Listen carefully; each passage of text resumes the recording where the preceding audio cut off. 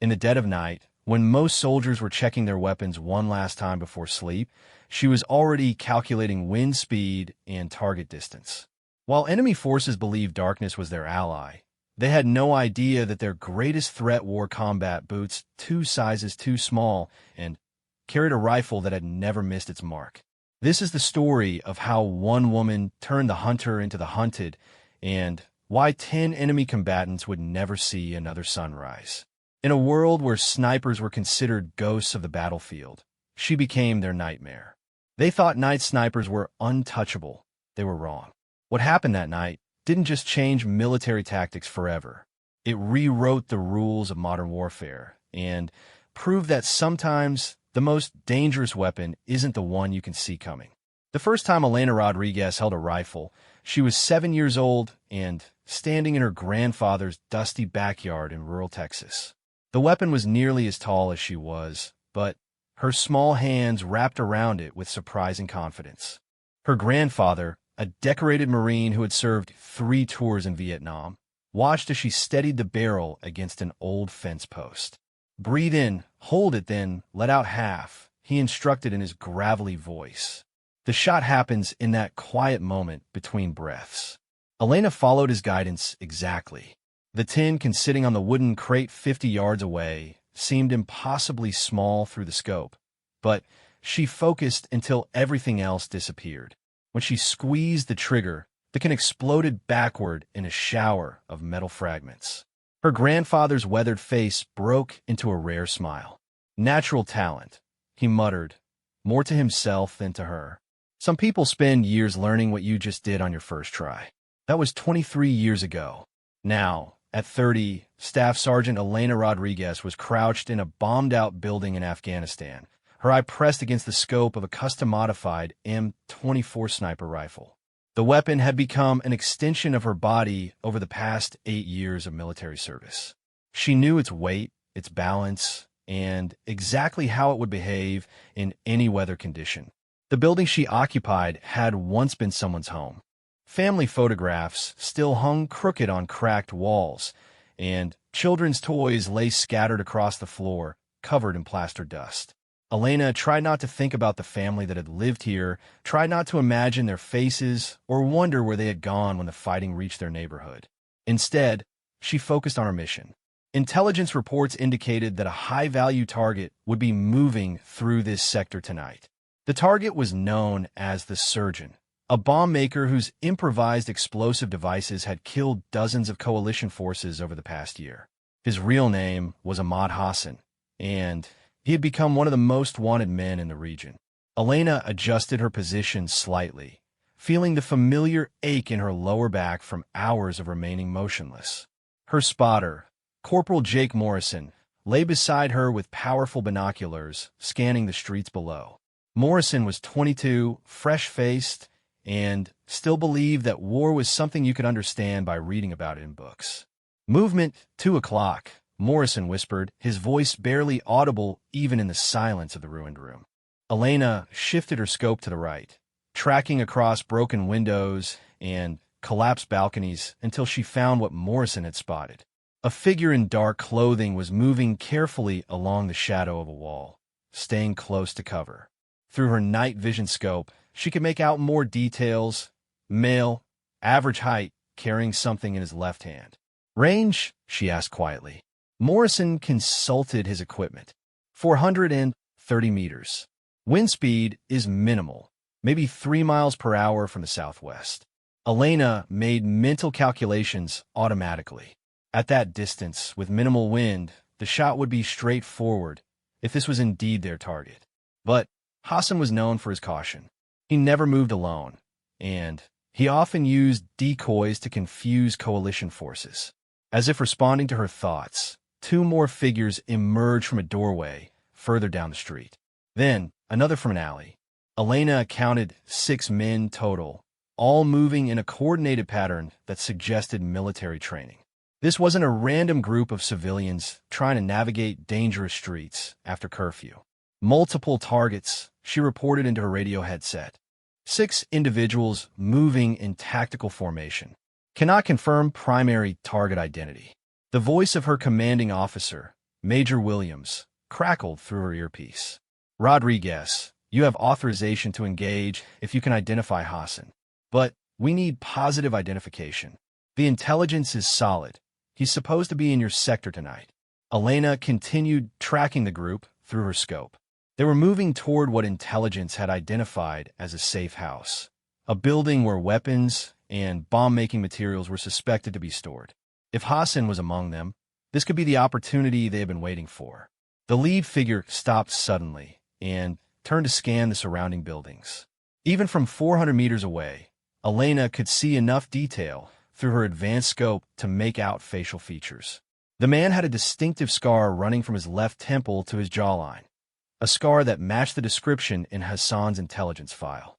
Positive identification on primary target, she whispered into her radio. The surgeon is confirmed in my sights. Elena's breathing slowed automatically. This was the moment she had trained for, the culmination of weeks of intelligence gathering and positioning.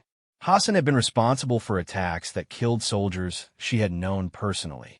Men and women who would never return home to their families because of bombs this man had built with his own hands. But as she prepared to take the shot, something unexpected happened. The group stopped moving entirely, and Hassan pulled out what appeared to be a radio. He spoke into it briefly, then gestured to the other men. They immediately began moving in different directions, spreading out across the street in a pattern that looked almost like a search formation. Morrison tensed beside her. "They know we're here," he whispered. Elena kept her scope focused on Hassan, who was now moving more quickly toward the suspected safe house. If she was going to take the shot, it had to be now. But something was bothering her about the situation. The group's behavior suggested they weren't just aware of potential surveillance. They were actively hunting for something specific. "Base, something's not right," she reported. "Target group is behaving as if they're conducting a search operation." Major Williams's voice came back immediately. "Rodriguez, you have a clear shot on a high-value target. Take it." Elena's finger moved to the trigger, but she hesitated. In 8 years of military service, she had learned to trust her instincts as much as her orders. And right now, her instincts were telling her that this situation was more complicated than it appeared. Through her scope, she watched as Hassan reached the safe house and disappeared through its entrance.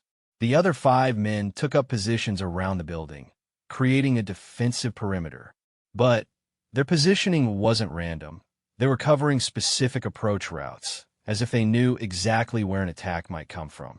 "Morrison," she whispered, "give me a wider view of the area. Check for additional movement." Her spotter began scanning with his binoculars while Elena kept her rifle trained on the safe house entrance. If Hassan emerged again, she would have another opportunity for the shot. But something about this entire scenario felt wrong. That's when Morrison's sharp intake of breath confirmed her suspicions. "Rodriguez, we've got company. Multiple positions. Looks like at least 8 additional hostiles moving to surround our building."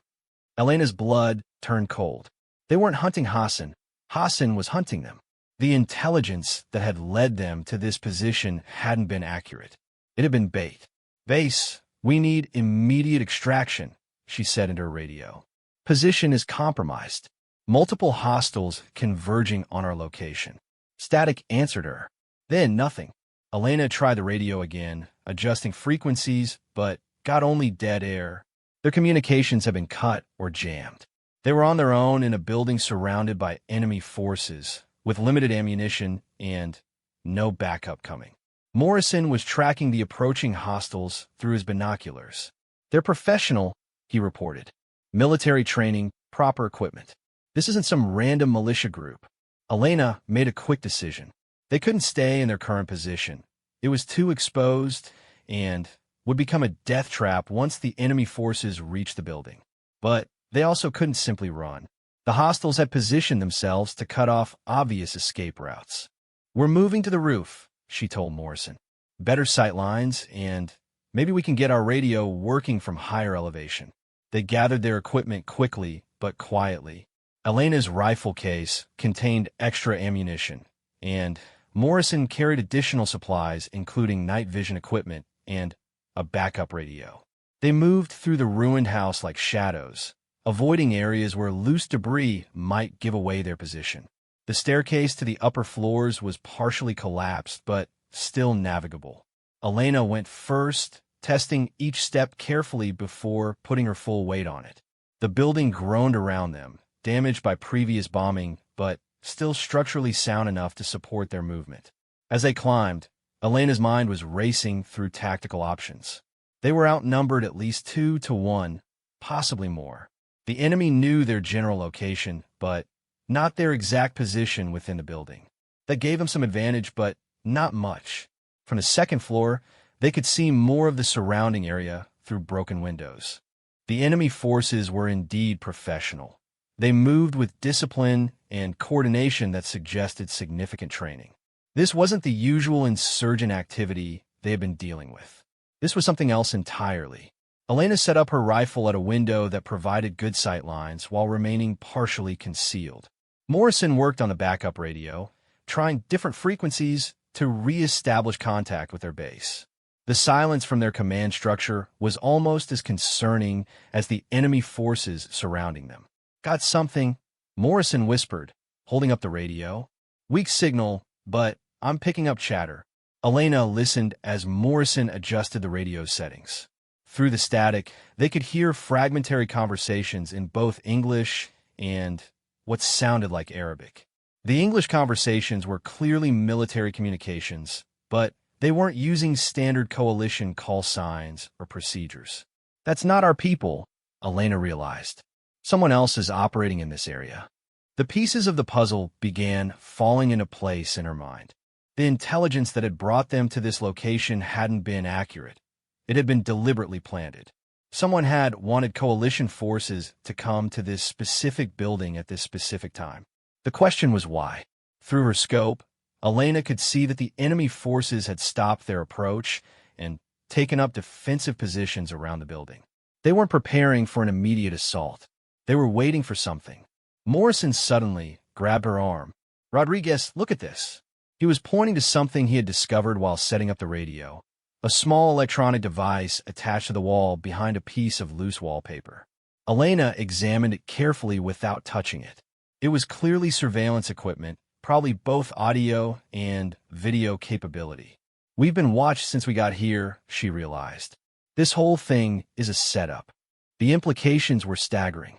Someone had known about their mission in advance and had prepared this trap specifically for them. But more than that, someone had been monitoring their activities, possibly for days or weeks. Elena began reviewing everything that had happened since they had received orders for this operation. Their mission briefing had come through normal channels, with intelligence provided by what their commanding officer had described as a reliable local source. But now it was clear that the source had been compromised, or worse, had been working for the other side from the beginning. Elena checked her watch. They had been in position for almost 3 hours. Dawn was still several hours away, which meant they would be dealing with this situation in darkness. That could work to their advantage if they could find a way to escape the building without being detected. But first, they needed to understand exactly what they were dealing with.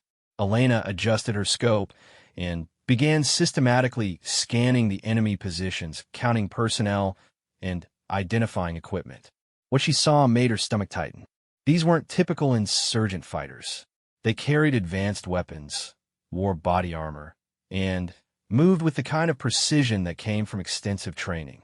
More concerning, several of them appear to have night vision equipment that was at least as good as what she and Morrison were carrying.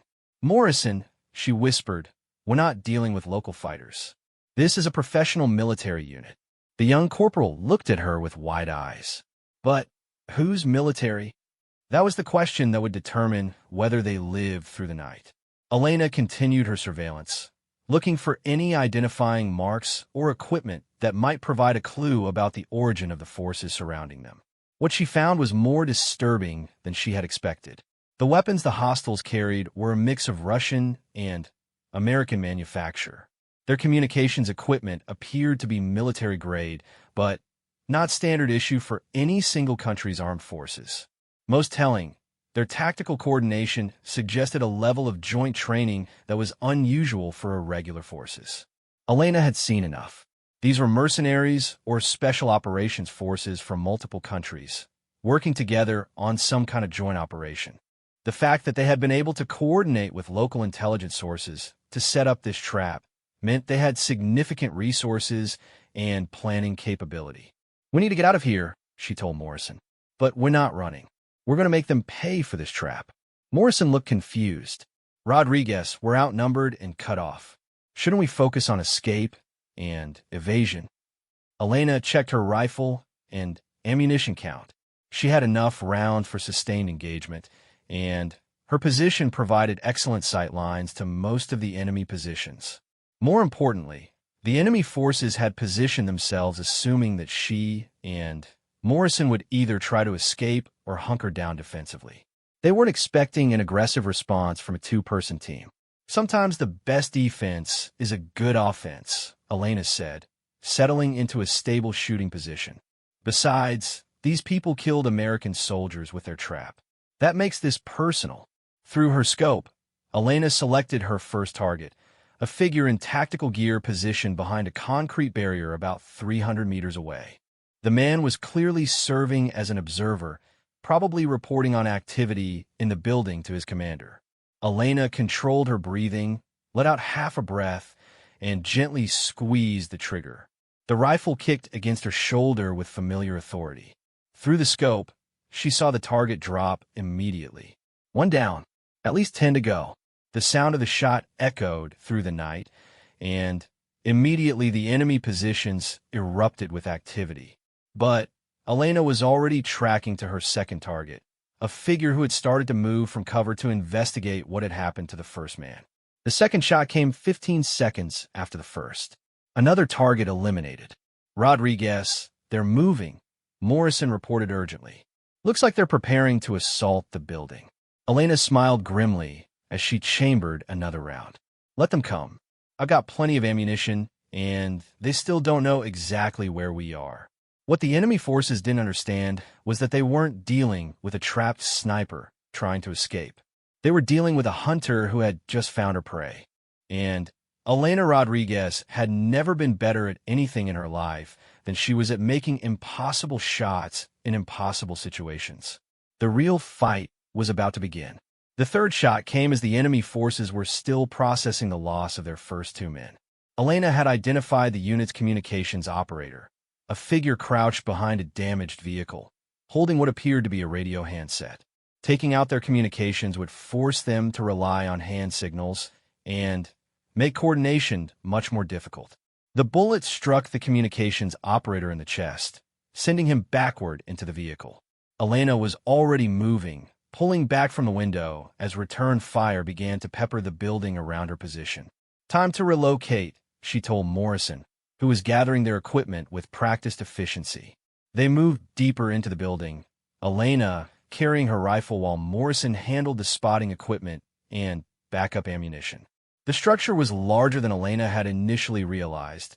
It had been a multi-family dwelling before the bombing, with multiple rooms and several different positions that could provide good shooting angles. As they moved through the darkened interior, Elena's mind was cataloging everything she had observed about the enemy forces. They were well-trained, but they had made several tactical mistakes.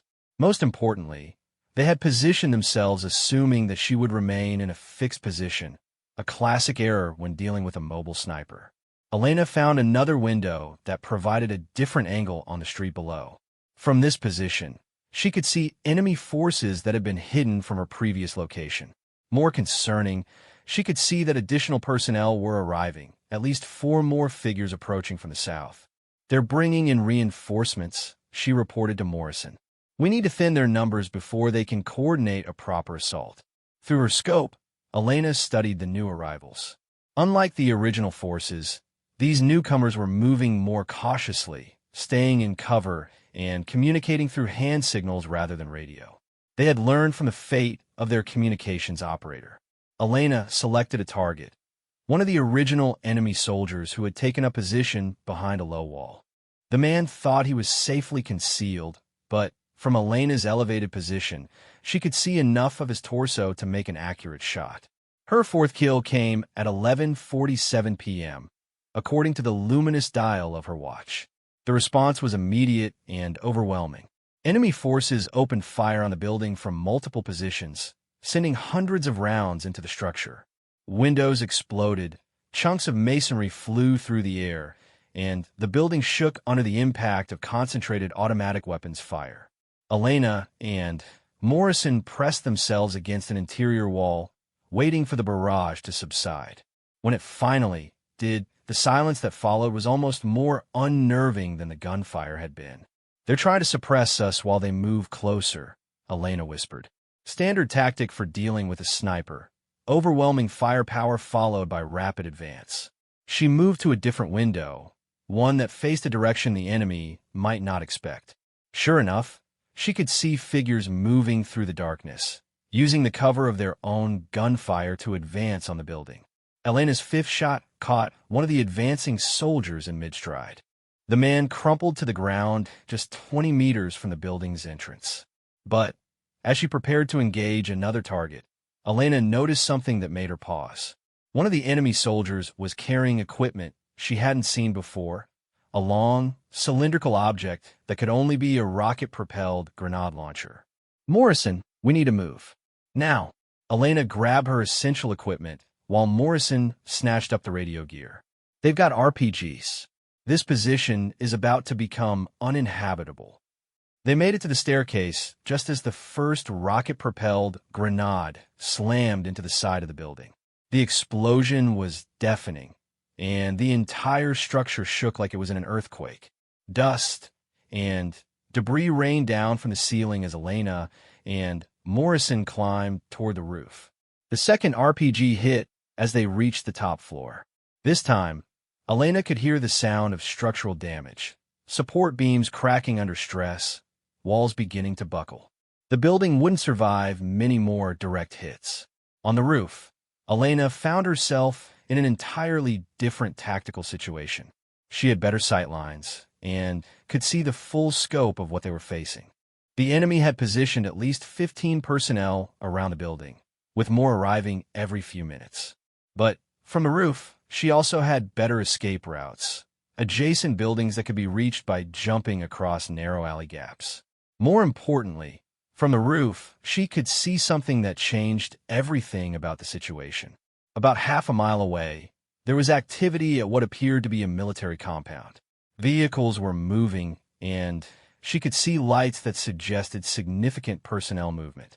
"Morrison, get on that radio and try every frequency you can find. Someone else is operating in this area, and I want to know who." While Morrison worked on communications, Elena set up her rifle for long-range engagement. From the roof, her effective range was extended significantly. She could engage targets that had thought they were safely out of range from ground level. Her sixth kill was a sniper positioned in a building 3 blocks away. Elena had spotted the muzzle flash when he had fired at their building during the earlier barrage. The return shot traveled nearly 600 meters before finding its target. As she worked her way through enemy positions, Elena began to notice a pattern in their behavior. They weren't just trying to eliminate her and Morrison. They were hurting them in a specific direction, trying to force them toward the compound she had observed.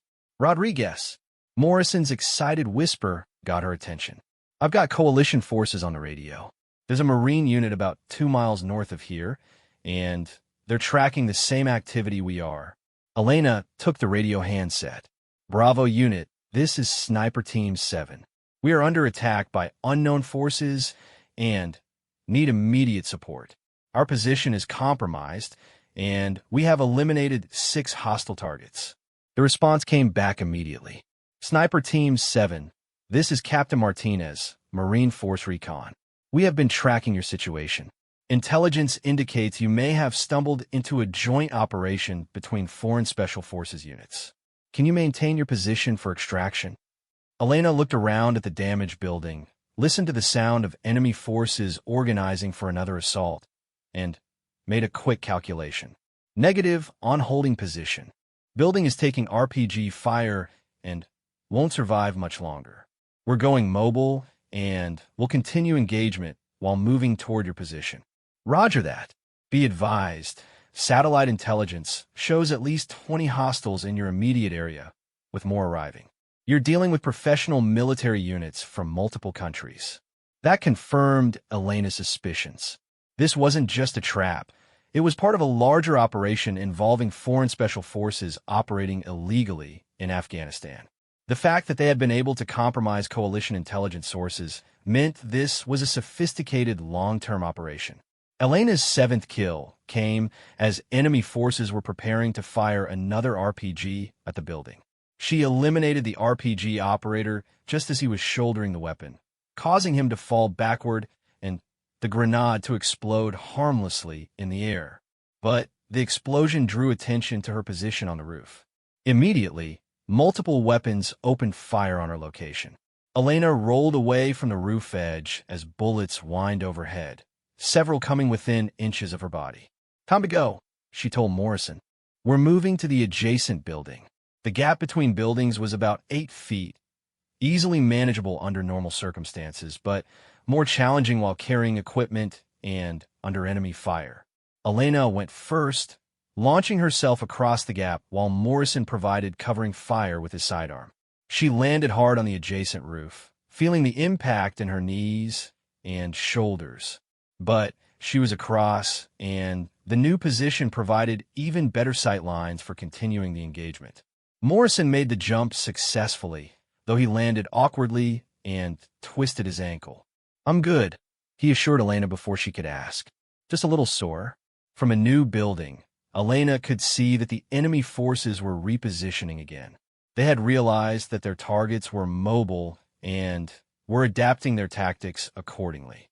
But their adaptation revealed more about their capabilities and intentions.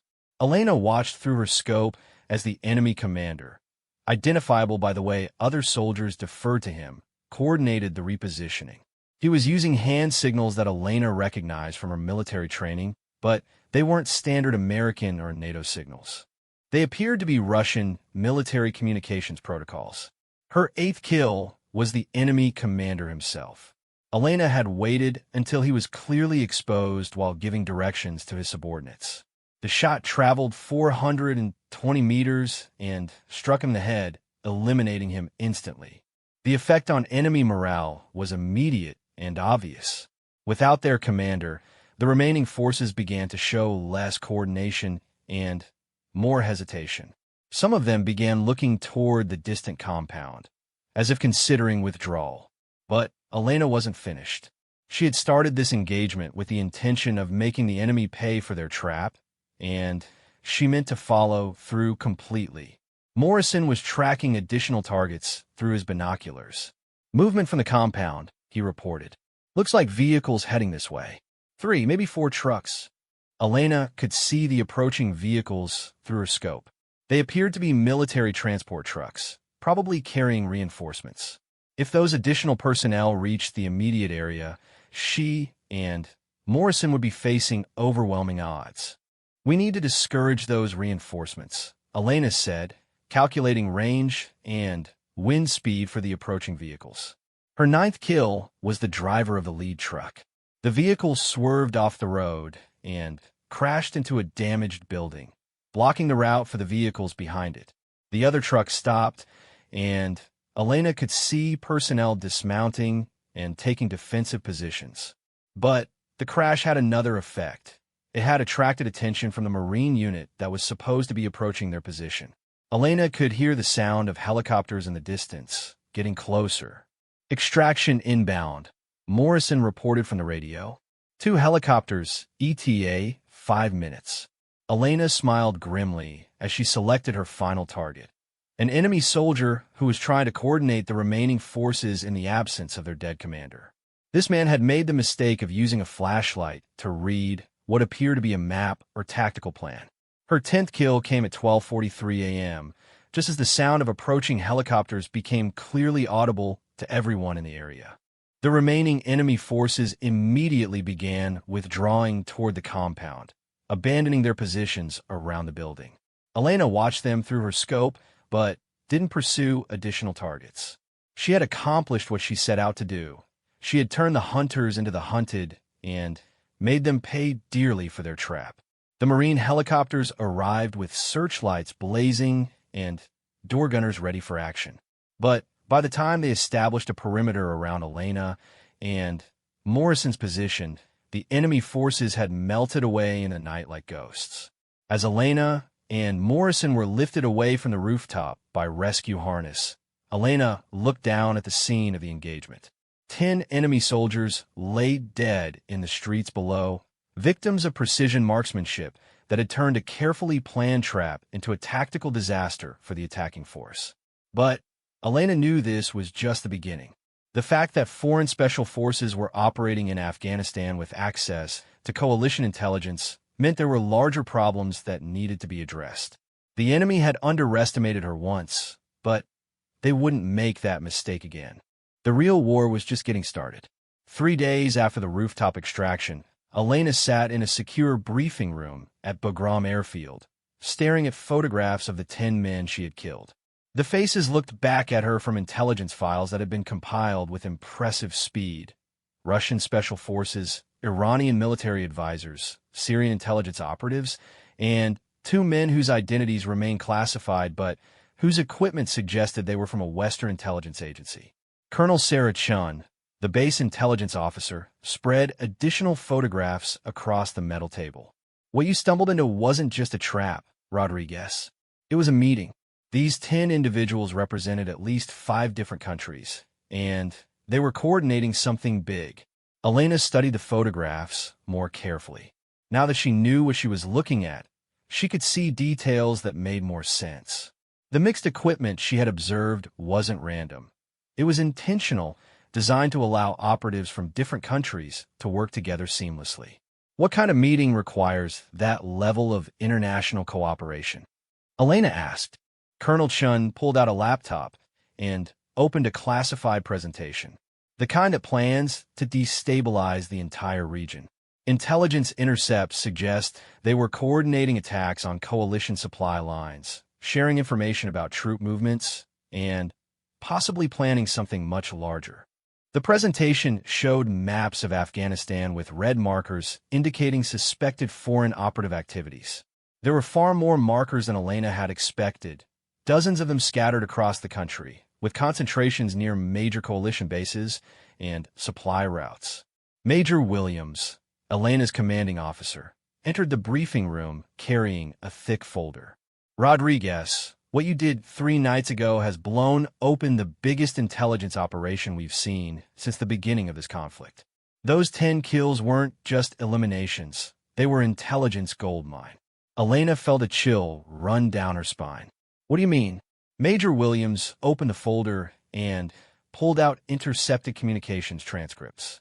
Each of those operatives was carrying encrypted communications equipment. When they died, their equipment remained active long enough for our signals intelligence units to crack their encryption and access their communications networks. Colonel Chun took over the explanation. We've been monitoring their communications for 72 hours now. What we've learned is that your engagement 3 nights ago wasn't an isolated incident. It was part of a much larger operation called Nightblade, a coordinated campaign involving multiple foreign intelligence services working together to eliminate American special operations personnel. The implications hit Elena like a physical blow. They weren't just trying to kill me and Morrison. We were targets because of what we represent. Exactly. American snipers have been extremely effective in disrupting enemy operations. The Nightblade operation was specifically designed to identify, target, and eliminate coalition snipers and special operations teams. Major Williams pulled out another set of photographs. These are the other targets. 12 American sniper teams have been identified for elimination. You and Morrison were number 7 on the list. Elena looked at the photographs of her fellow snipers. Men and women she had trained with, served alongside, and considered family. The idea that foreign operatives were systematically hunting them was both terrifying and infuriating. What's being done to protect the other teams? She asked. Colonel Chun and Major Williams exchanged a look that Elena didn't like. "That's where you come in, Rodriguez. We need you to do what you do best, but on a much larger scale." Elena had a sinking feeling about where this conversation was heading. "You want me to hunt the hunters?" The intercepted communications have given us locations for at least 15 more foreign operative cells. Each cell consists of 3 to 6 highly trained personnel, and each cell has been tasked with eliminating specific American targets. We need someone who can get to them before they get to our people. Major Williams slid a mission folder across the table. Operation Ghost Strike. You'll be working with a hand-picked team of special operations personnel, hunting foreign operatives throughout Afghanistan and possibly beyond. The mission duration is classified, but expect to be deployed for several months. Elena opened the mission folder and began reading. The scope of what they were asking her to do was staggering. She would be responsible for leading a counterintelligence operation across multiple provinces, targeting highly trained foreign operatives who were specifically prepared to deal with American special forces. "What kind of team are we talking about?" Elena asked. Colonel Chun pulled up another presentation slide showing personnel files. 6 operators total, including yourself. Each member has been selected for specific skills: communications, explosives, intelligence analysis, medical support, and close-quarters combat. You'll be the team's primary long-range engagement specialist and tactical leader. Elena studied the personnel files. The team members were all highly decorated special operations veterans with extensive combat experience. But they were also all volunteers for what was essentially a suicide mission, hunting professional killers who were already hunting American forces. Timeline, Elena asked. First mission launches in 48 hours. Intelligence indicates that one of the Night Blade cells is preparing to strike a Marine sniper team near Kandahar. You'll be inserted 12 hours before their planned attack. Elena closed the mission folder and leaned back in her chair. 3 days ago, she had been a sniper assigned to routine counterinsurgency operations. Now she was being asked to lead a classified operation that would pit her against the most dangerous foreign operatives in the region. But when she thought about the photographs of her fellow snipers, the decision was easy. "I'll do it," she said, "but I have conditions." Major Williams raised an eyebrow. "You are in no position to make conditions, Staff Sergeant." Elena met his gaze steadily. "With respect, sir, I'm in the only position to make conditions. You need me for this operation more than I need it. My conditions are simple. I pick my own equipment, I have final say on tactical decisions in the field, and Morrison comes with me as my spotter." Colonel Chin intervened before Major Williams could respond. "Morrison is inexperienced for this type of operation. Morrison kept his head under fire and saved both our lives 3 nights ago. He's earned his place on the team. Besides, we work well together, and sniper teams are built on trust and communication. I'm not starting over with a new spotter for a mission this critical." After a brief discussion outside the briefing room, both officers returned and agreed to Elena's conditions. She would have her team, her equipment, and the tactical authority she needed to accomplish the mission. The next 36 hours were a whirlwind of preparation. Elena met with her team members, reviewed intelligence on their first target, and conducted equipment checks. Her new rifle was a custom-built weapon based on the military's most advanced sniper system, modified for the specific requirements of hunting foreign operatives in urban environments. Corporal Morrison had been officially promoted and assigned as her permanent spotter. He had spent the past 3 days studying advanced target identification and communications protocols. The experience of the rooftop engagement had changed him. He was more confident, more focused, and completely committed to the mission. The other team members were equally impressive. Sergeant First Class David Kim was their communications and electronics specialist, capable of intercepting and decrypting enemy communications in real time. Staff Sergeant Maria Santos handled explosives and breaching operations. Sergeant Robert Chun provided medical support and also served as the team's intelligence analyst.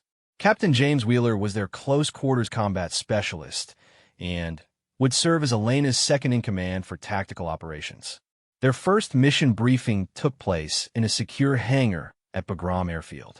The target was a cell of Iranian operatives who had been tracking a Marine sniper team for the past week. Intelligence indicated that the Iranians planned to attack the Marines during a routine patrol, using insider information about the patrol route and timing. The target cell consists of 4 operatives, Colonel Chin explained, showing satellite imagery of their suspected location. They're using a compound about 15 kilometers southeast of Kandahar as their base of operations. The compound provides good sight lines for observation and has multiple escape routes. Elena studied the satellite imagery carefully. The compound was well chosen from a tactical perspective, isolated enough to avoid civilian casualties, but positioned to allow rapid movement to multiple attack locations. The foreign operatives were clearly professionals who understood both the terrain and American operational patterns. What do we know about their specific capabilities? Elena asked. Sergeant Chun, the team's intelligence analyst, consulted his files. 2 confirmed ex-military, probably Iranian Revolutionary Guard. 1 communications specialist, 1 weapons expert. All 4 have been operating in Afghanistan for at least 6 months, possibly longer. Captain Wheeler studied the aerial photographs. Approach routes are limited. They position themselves to have advance warning of anyone coming from the most obvious directions. Elena was already formulating a tactical plan. We go in during daylight. They'll be expecting a night operation, and they'll have prepared for that. A daylight assault will catch them off guard. Morrison looked concerned. Daylight increases our visibility and reduces our concealment options. It also reduces theirs, Elena replied. And it allows me to engage from maximum range, where their weapons won't be effective against us. The team spent the next several hours planning every detail of the operation. Insertion would be by helicopter to a landing zone 2 kilometers from the target compound. They would approach on foot, with Elena and Morrison establishing a sniper position while the rest of the team prepared for close-quarters engagement, if needed. Elena's role was straightforward. Eliminate the 4 operatives with precision rifle fire before they could respond or escape. The other team members would provide security, communication support, and backup firepower if the situation became complicated. As dawn broke over Bagram Airfield, Elena found herself back in a helicopter, flying toward another engagement with foreign operatives who had been hunting American forces. But this time, the situation was reversed. This time, she was the hunter. The helicopter ride gave her time to think about how much had changed in just 3 days. She had gone from being a target in someone else's trap to leading a classified counterintelligence operation. The 10 kills she had made from the rooftop had transformed her from a skilled sniper into something more, a weapon specifically designed to eliminate the most dangerous threats facing American forces. As the helicopter approached the landing zone, Elena checked her equipment one final time. Her custom rifle was zeroed for the expected engagement ranges. Her ammunition was match-grade precision, rounds designed for maximum accuracy and stopping power. Her communications equipment would keep her in contact with both her team and command headquarters. But most importantly, her mindset was focused and clear. The foreign operatives she was hunting had made the mistake of targeting American snipers. Now, they were about to learn why that was a fatal error in judgment. Elena Rodriguez had become the ghost that haunted other ghosts, and she was very good at her job. The helicopter touched down in a swirl of dust, and rotor washed 2 kilometers from the target compound. Elena and her team disembarked quickly, their boots hitting Afghan soil with practiced silence. Within 30 seconds, the helicopter was gone, leaving them alone in the harsh landscape under the bright morning sun.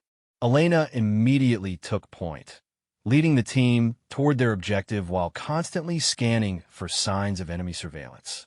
The terrain was challenging, rocky hills dotted with scrub vegetation that provided some concealment, but also limited their movement options. Every step had to be calculated to avoid skylining themselves against the horizon. Morrison stayed close behind her, carrying his spotting equipment and serving as her backup eyes and ears. The rest of the team maintained tactical spacing, Each member focused on their specific responsibilities while remaining ready to respond to Elena's commands. After 45 minutes of careful movement, they reached the position Elena had selected for her sniper hide. It was a rocky outcrop that provided excellent concealment while offering clear sight lines to the target compound. From this position, she could engage targets at ranges up to 800 meters. Elena set up her rifle while Morrison established his observation post with high-powered binoculars and range-finding equipment. The compound was clearly visible in the distance, a collection of low buildings surrounded by a partial wall, exactly as described in the intelligence briefings. Movement in the compound, Morrison whispered. Two figures visible near the main building. Elena acquired the targets through her scope. Both men appeared to be armed and were moving with the kind of tactical awareness that confirmed they were the foreign operatives they were hunting. One man was carrying what appeared to be an advanced communications radio, while the other had a rifle that looked like a precision weapon similar to her own. Range to target? Elena asked quietly. Morrison made his calculations. 730 meters. Wind speed approximately 5 miles per hour from the east. Elena adjusted her scope settings and began her breathing routine. At this range, with minimal wind, the shot should be straightforward. But she wanted to wait until she could identify all 4 targets before beginning the engagement. Taking out 1 or 2 operatives would alert the others and reduce her chances of eliminating the entire cell. 20 minutes later, her patience was rewarded. All 4 foreign operatives emerged from the buildings and gathered in the compound's central courtyard. Through her scope, Elena could see that they were examining maps and what appeared to be surveillance photographs, probably planning their attack on the Marine sniper team. Elena keyed her radio to communicate with Captain Wheeler, who was positioned with the rest of the team about 300 meters behind her location. All 4 targets are in the open. Beginning engagement. Her first shot took the communications specialist in the head at 11:23 a.m. The man dropped instantly, but the other 3 operatives reacted with impressive speed, immediately seeking cover while trying to identify the direction of the shot. Elena was already tracking her second target, the operative with the precision rifle. This man represented the greatest threat to her team if he managed to return effective fire.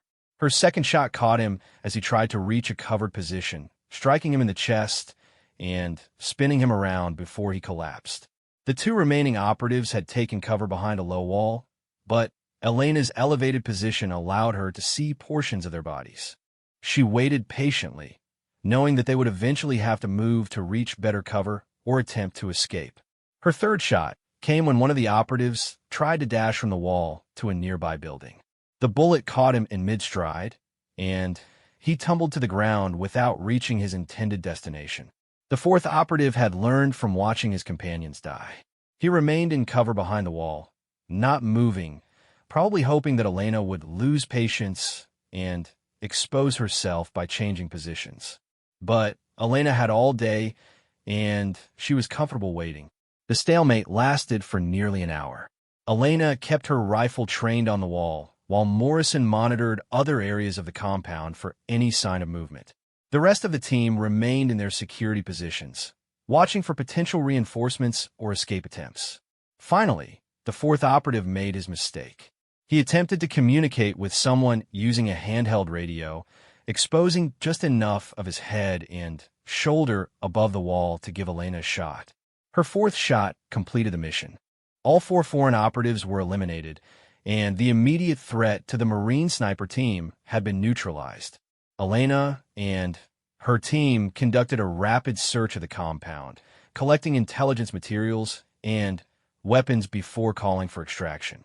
What they found confirmed the scope of the Night Blade operation, detailed surveillance information on multiple American Special Operations teams, communication equipment for coordinating with other foreign operative cells, and weapons specifically chosen for targeting coalition snipers.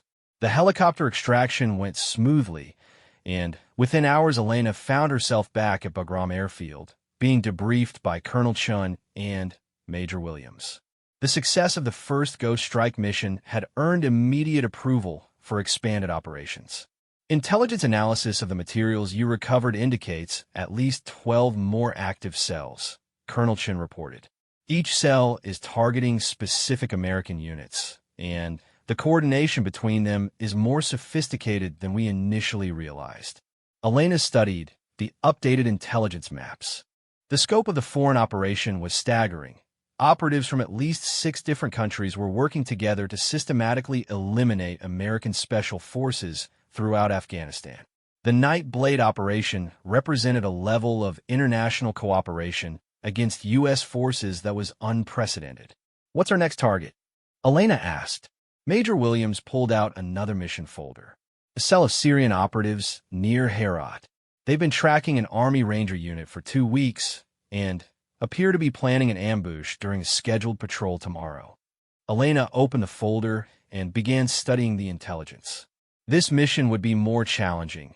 The Syrian operatives were operating in an urban environment with significant civilian populations, limiting her engagement options. Additionally, the target cell included 6 operatives rather than 4, increasing the complexity of eliminating all threats simultaneously. Timeline? Elena asked. Insertion tonight. The Rangers patrol is scheduled for dawn, so you'll have about 6 hours to locate and eliminate the Syrian cell before they can execute their attack. Elena looked at her team members, all of whom were ready to deploy again despite having just returned from their first mission. The pace of operations was going to be exhausting, but the stakes were too high to allow for extended rest periods.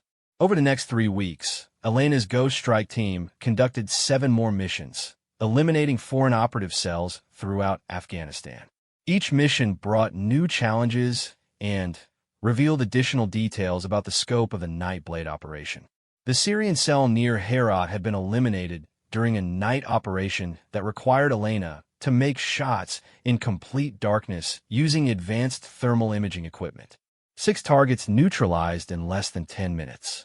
A Russian cell near Mazar-i-Sharif had been tracking a Navy SEAL team and was eliminated during a daylight raid that showcased the team's close-quarters combat capabilities when Elena's long-range shots were supplemented by direct assault.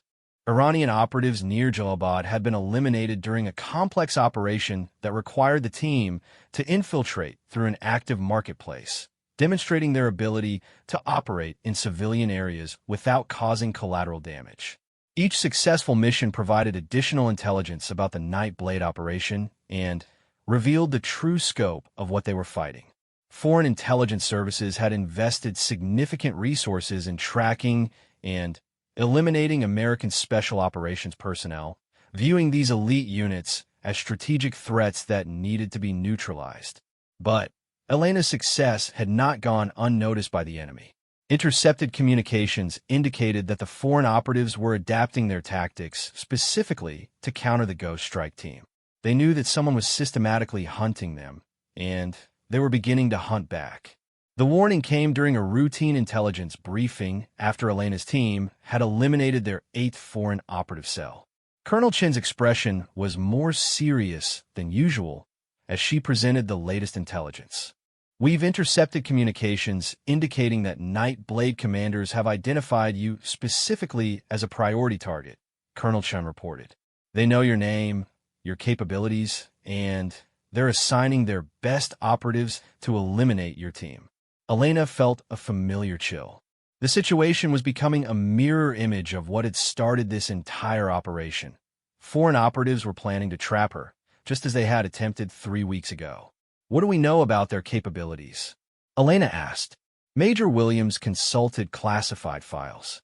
"At least 2 cells have been specifically tasked with hunting your team. One is a joint Russian-Iranian unit with advanced equipment and extensive special operations training. The other is believed to include former Western Special Forces personnel who have detailed knowledge of American tactical procedures." Elena studied the intelligence reports. The foreign operatives hunting her team had access to the same kind of detailed information that had been used to plan the original trap. They knew how American Special Operations teams moved, communicated, and engaged targets. "They're going to use our own tactics against us," Elena realized. Colonel Shen nodded. "Exactly, which is why we're implementing new operational procedures for Ghost Strike missions. No more predictable patterns, no more standard insertion methods, and No more relying on conventional tactics. Elena understood what this meant. The war between hunters and hunted was escalating, with both sides adapting and counter-adapting in an increasingly deadly cycle. The foreign operatives had learned from their losses and were now applying those lessons to hunt the hunters. But Elena had learned something too. She had learned that being hunted could be turned into an advantage if you were willing to become the bait in your own trap. "I want to draw them out," Elena told the briefing officers. "Set up a situation where they think they have the advantage, then turn it around on them." Major Williams looked skeptical. "That's exactly how this entire operation started, with you walking into a trap. Are you sure you want to repeat that experience?" Elena smiled grimly. "The difference is that now I know exactly what I'm walking into, and I'm going to be ready for it. Besides, I've gotten much better at this job over the past 3 weeks." The numbers supported her confidence. In 8 Ghost Strike missions, Elena had personally eliminated 37 foreign operatives without losing a single team member. Her accuracy rate remained perfect, and her tactical adaptations had kept her team ahead of enemy countermeasures. But most importantly, she had learned something about herself during these missions. She had discovered that she was naturally suited for this type of warfare, the patient, precise, psychological combat between elite operators. She wasn't just good at hunting foreign operatives, she was better at it than they were at hunting her. The final phase of Operation Ghost Strike was about to begin, and Elena Rodriguez was ready to prove that American snipers weren't just untouchable, they were unstoppable. The trap Elena designed for the foreign operatives hunting her team was elegant in its simplicity. Intelligence reports would be deliberately leaked indicating that her Ghost Strike team was planning to eliminate a high-value target near Kabul. The location, timing, and tactical approach would all be carefully planned to appear authentic, while actually serving as bait to draw out the enemy hunters. Elena spent 2 days studying satellite imagery and intelligence reports to select the perfect location for her counter-ambush. She chose a compound on the outskirts of Kabul that appeared to house foreign operatives, but was actually abandoned. The location provided excellent sight lines for long-range engagement while offering multiple escape routes if the situation became complicated. The beauty of this plan, Elena explained to her team during the final briefing, is that we're using their own tactics against them. They expect us to be focused on our supposed primary target. They won't be expecting us to be hunting them instead. Morrison, who had become increasingly confident and skilled over their 8 previous missions, studied the tactical plan with professional interest. "What if they don't take the bait?" Elena smiled. "They'll take it. Their entire operation is based on eliminating American Special Operations personnel. They can't resist the opportunity to take out an entire Ghost Strike team." The leaked intelligence was carefully crafted to appear like routine operational planning that had been accidentally intercepted by enemy signals intelligence. It indicated that Elena's team would be conducting surveillance of the abandoned compound for 3 days before moving in for the elimination mission.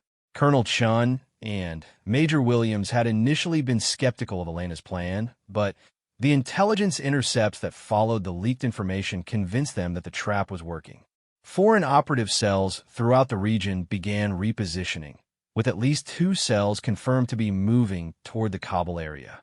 Elena's team deployed to the area 2 days before the supposed mission date, giving them time to establish concealed positions that would allow them to observe anyone attempting to observe them. Elena set up her primary sniper position on a hill overlooking the abandoned compound, while her team members established security positions that could provide supporting fire if needed. The waiting began on a cold morning in late November. Elena lay behind her rifle, scanning the surrounding area through her scope, looking for any sign that foreign operatives were moving into position. The abandoned compound sat quietly in the distance, looking exactly like what it was, a perfect target for a special operations mission. Morrison monitored radio frequencies, listening for any communications that might indicate enemy movement. The rest of the team remained in their positions, patient and professional, understanding that this type of operation could take days to develop. The first sign that the trap was working came on the 2nd day. Morrison detected brief, encrypted radio transmissions that appeared to be coordination signals between multiple units. The transmissions were too short and too well encrypted to provide specific information, but their timing and frequency patterns suggested that foreign operatives were indeed moving into the area. Elena continued her patient surveillance, knowing that professional hunters would take their time to establish proper positions before revealing themselves. The foreign operatives hunting her team would want to have overwhelming advantages in position, numbers, and firepower before making their move. On the third day, Elena spotted the first confirmation that her trap had worked. Through her scope, she identified a figure moving carefully along a ridgeline about 1,000 meters from her position. The man was carrying advanced optical equipment and moving with the kind of tactical awareness that marked him as a professional operative. "Contact," Elena whispered into her radio. "One hostile observer, approximately 1,000 meters northeast of my position." Over the next hour, Elena and her team identified 5 more foreign operatives moving into positions around the abandoned compound. The enemy was establishing a classic ambush formation, with overlapping fields of fire and multiple escape routes. They were planning to wait until Elena's team approached the compound, then eliminate them with coordinated fire from multiple directions. Elena studied the enemy positions through her scope, cataloging the location and equipment of each operative. The foreign hunters had chosen their positions well. They had good concealment, excellent sight lines to the compound, and were positioned to support each other if attacked. But they had made one critical error. They had positioned themselves to ambush Elena's team at the compound, not to defend against an attack on their own positions. Elena could engage each of their locations from her elevated position on the hill. All positions identified, Elena reported to her team. 6 hostile operatives in ambush formation around the compound. Beginning engagement. Elena's first shot took the enemy observer who had been monitoring the compound through binoculars. The bullet traveled over 1,000 meters and struck the man in the head, eliminating him instantly. The response from the other foreign operatives was immediate and professional. They didn't panic or break cover. Instead, they began trying to identify Elena's position while maintaining their own concealment. These were clearly experienced special operations personnel who knew how to respond to sniper fire. Elena's second shot targeted an operative who had briefly exposed himself while trying to get a better view of the area where her first shot had originated. The bullet caught him in the chest, and he tumbled down the rocky slope where he had been positioned. Now the remaining foreign operatives knew they were under attack, but they still didn't know exactly where Elena was positioned. They began moving, trying to reach positions that would allow them to engage her while remaining concealed from her fire. Elena's third shot caught one of the moving operatives as he tried to dash between cover positions. The man had made the same mistake that many of her previous targets had made. He had underestimated the range at which she could make accurate shots. The 3 remaining foreign operatives had learned from watching their companions die. They stopped moving and took cover in positions that provided maximum concealment. Elena could see portions of their hiding places through her scope, but she didn't have clear shots at any of them. The tactical situation had become a waiting game. Elena knew where the enemy operatives were hiding, but she needed them to expose themselves to engage them. The foreign operatives knew approximately where she was positioned, but they couldn't engage her effectively at the range she was maintaining. Elena decided to change the dynamics of the engagement.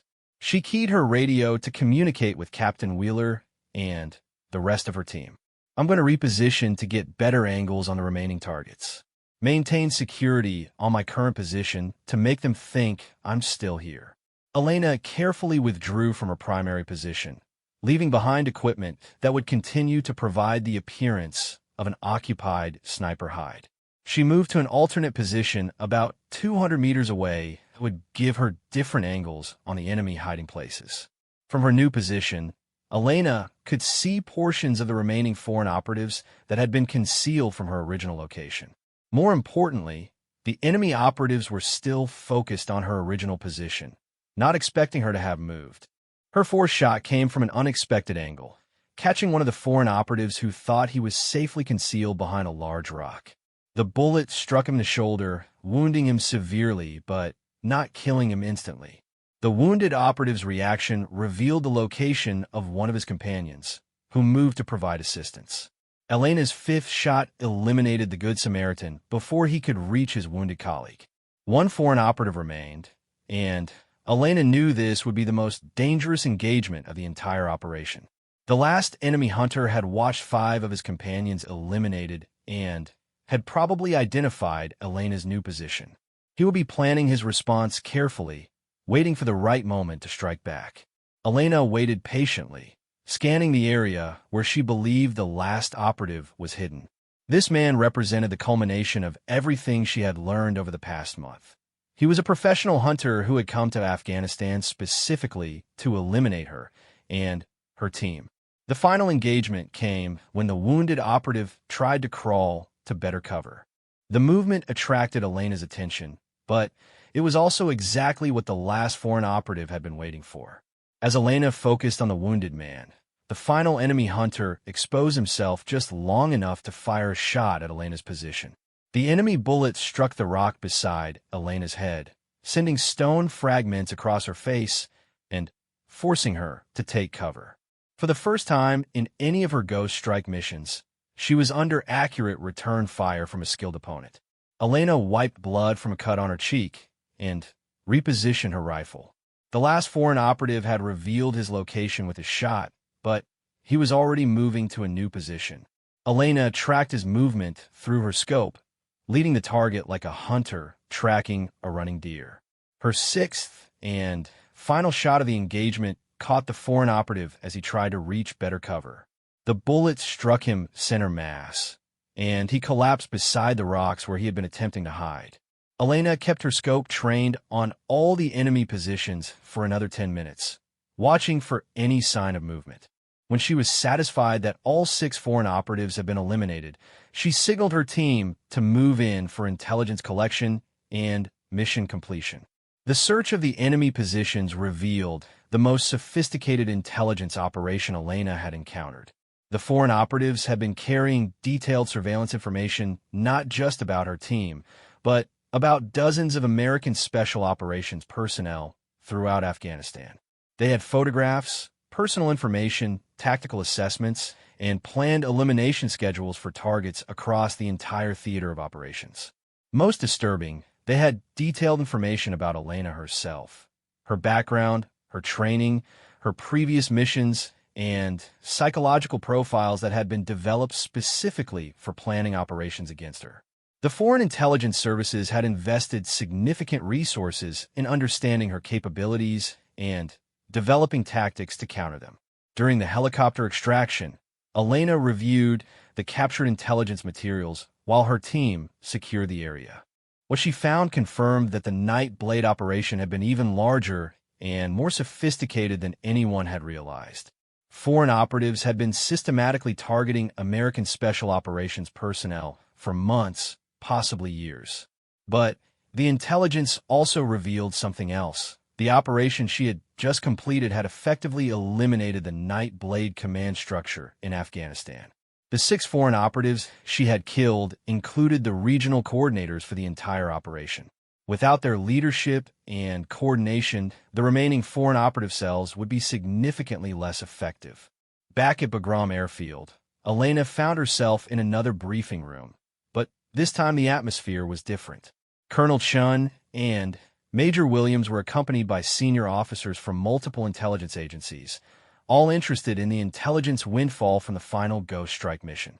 The materials you recovered have provided us with a complete picture of foreign intelligence operations against U.S. forces, one of the intelligence officers explained. We now have the identities, locations, and operational plans for foreign operative cells throughout the region. Elena studied the analysis charts that had been developed from the capture intelligence. The scope of what they had been fighting was staggering. Over 200 foreign operatives from at least 8 different countries, all coordinated through a sophisticated command structure that had taken years to establish. What happens now? Elena asked. Major Williams smiled for the first time since Elena had known him. Now we roll up the entire network. Armed with this intelligence, conventional forces can eliminate the remaining foreign operative cells within a matter of weeks. Elena felt a sense of completion that she hadn't expected. When this operation had begun, she had been focused on survival and revenge for the trap that had nearly killed her and Morrison.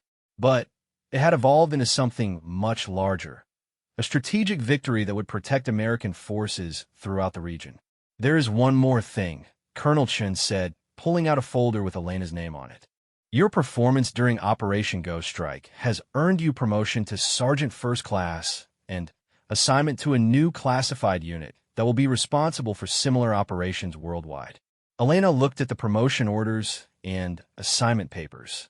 The new unit would give her the opportunity to continue doing what she had discovered she was exceptionally good at, hunting the hunters who threatened American Special Operations personnel. As she signed the acceptance papers, Elena thought about the 10 kills she had made from the rooftop 4 weeks ago.